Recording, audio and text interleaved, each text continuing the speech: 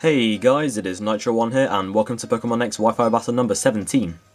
So if you guys are wondering why I'm uploading a Wi-Fi battle today and not uploading a HeartGold episode today, it's basically because I am too unlevel to even stand a chance against the Elite Four, so I've got to grind. So in the meantime, I thought I'd show you guys a Wi-Fi battle, so I've at least got something to show you guys this week. Besides, I haven't uploaded a Wi-Fi battle in quite a while. So a few weeks ago, I had a rematch against my good friend DoomsJay, so let's begin.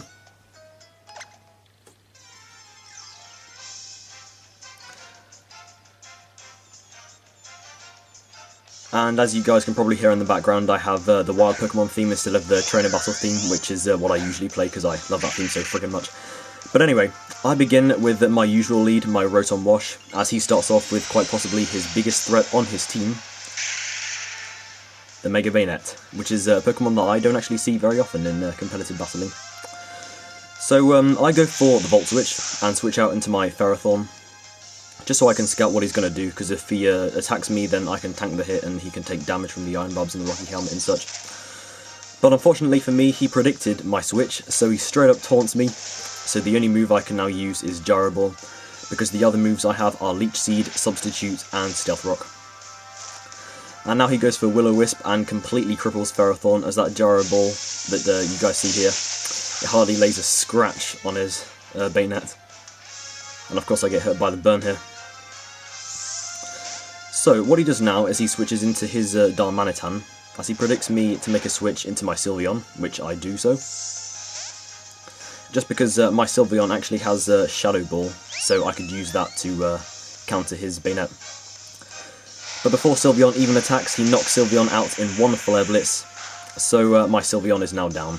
And he gets a crit, and let me tell you guys, that crit mattered. Honestly, I swear to God that crit mattered. So he gets damaged by a bit of that recoil, and now I send out Kamikaze, my Talonflame, and I expected him to switch as well, which indeed he does, into Naughty Mandy, which is his Mandibuzz. So we have a super fast flying type against a slow as hell bulky flying type, Talonflame versus Mandibuzz. So I go for a Brave Bird, but his Mandibuzz eats that up like it was breakfast. Seriously, never underestimate a Mandibuzz's bulk.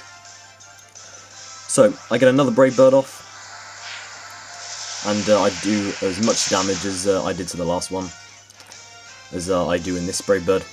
And he goes for the knockoff, and he knocks off my Cell Battery, which is fine by me, as I don't think he has any electric type moves on his team that he can use to destroy my Talonflame with.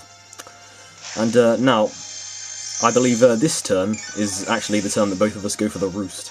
So basically, both of us restore our HP. I go first because I have priority due to Gale Wings, and he goes second, of course. So both our health, both our Pokemon's HP are now pretty much restored. His is now fully restored due to the leftovers. So I keep on going with these Brave Birds, because I figure I've got to at least do a bit of damage to Mandibuzz, because I can't leave, I can't have him, you know, constantly roosting all the time. And now he starts to fight back as well. He goes for the Foul Play, and because Talonflame's attack is almost through the roof, it deals a crap load of damage, and deals more damage to me than I dealt to his Mandibuzz, Brave Bird wise anyway.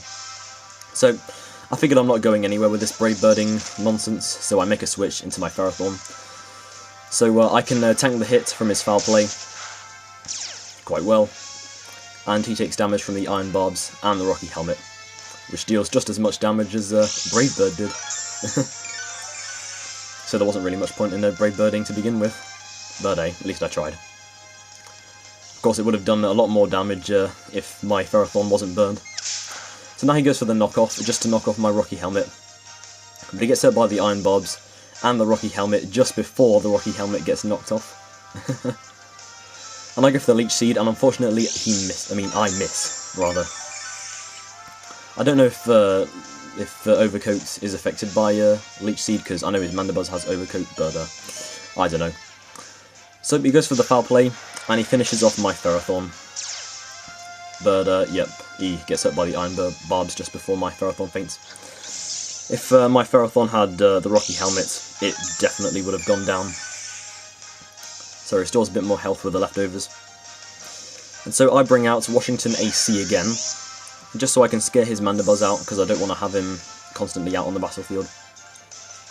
And he switches into his Cacturn, which I predicted him to do. So I decided to set up Reflect. As you guys know, I'm a dual screen Rotom with Light Screen and Reflect, if you guys have seen my previous Wi-Fi battles. So now I go for a Volt Switch, because I expect him to go for a Seed Bomb on this turn. So I switch into my Chestnut, because my Chestnut has Bulletproof, and the Bulletproof is completely blocks Seed Bomb. So he goes for the Seed Bomb, and of course Bulletproof blocks it. Nice and prediction.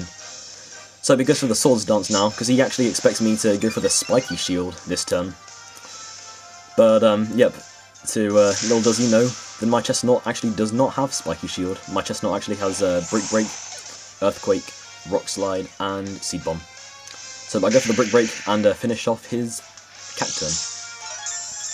So now he sends out his Bayonet again, and even though the Quick Claw on my Chestnut activates, because he has the Prankster ability, he goes first naturally, which is really annoying, because he goes for the Will-O-Wisp and he cripples my Chestnut. So I go for the Seed Bomb and barely lay a scratch on his Bayonet.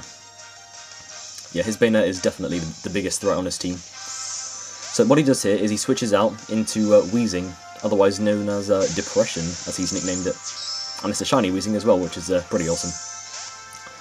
So, what I do is I go into my Rotom, because I expected him to switch into his Wheezing, so I made a switch as well. And I go for the Hydro Pump, and deal a nice and clean 50% damage. Now what happens here is he goes for the Sludge Bomb.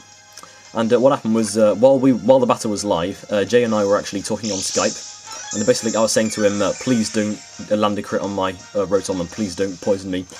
But what do you know, he lands a crit, and he lands the Poison Hacks on my Rotom. Absolutely wonderful. So, now he makes a switch, back into his Mandibuzz. But that was a very, very bad switch, because I now go for a Volt Switch, and finish off his Mandibuzz.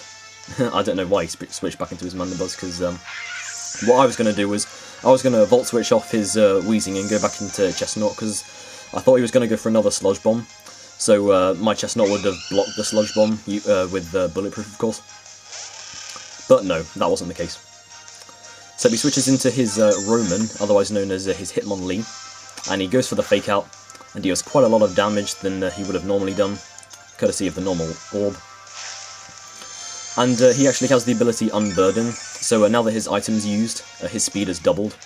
Now here I actually go for the Roost, and what I should have done, I should have gone for the Brave Bird, because I would have managed to finish off his Hitmonlee, but I stupidly go for the Roost, and he allows me to finish me off with the Stone Edge. But now, no more messing around. I switch into Dinner Time, my Mega Alakazam, my trump card, which is quite possibly the man of this match, honestly. Because Mega Alakazam destroyed so many of his Pokemon, you wouldn't believe. So, I trace his Unburden, and he goes for the Earthquake because he outspeeds me because of Unburden. And I take the hit, and go for the Psyshock, and shut his Hitmonlee down. And I love the way Hitmonlee faints, he just falls to his knees, then he faints. It's pretty awesome. So now he sends his Will-O-No back out, his Bayonet. And I make a switch myself into Washington AC again. And he goes for the Destiny Bond. I predicted him to go for the Destiny Bond because I really need to keep my Alakazam out, because I really need to get rid of some of his Pokemon with Psychic and Psyshock and such. So that's why I made the switch. And I expected him to go for the Destiny Bond again, which is why I went for the Reflect. And he actually did not go for the Destiny Bond, he went for the Shadow Claw instead, which is a pretty interesting move on his part. I guess he wanted to finish my Rotom off or something. So basically, he switches back into his Depression, his Wheezing. And I go for the Volt Switch, just so I can bounce off his Depression.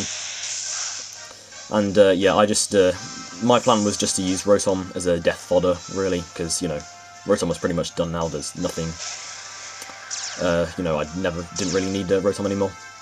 So I switched back into my Alakazam and traced his Levitate, which I guess didn't really matter that much, to be honest. And now, I proceed to absolutely wreck his team. I go for the Psychic and finish off his Wheezing. So his shiny Wheezing, his Depression, is now done.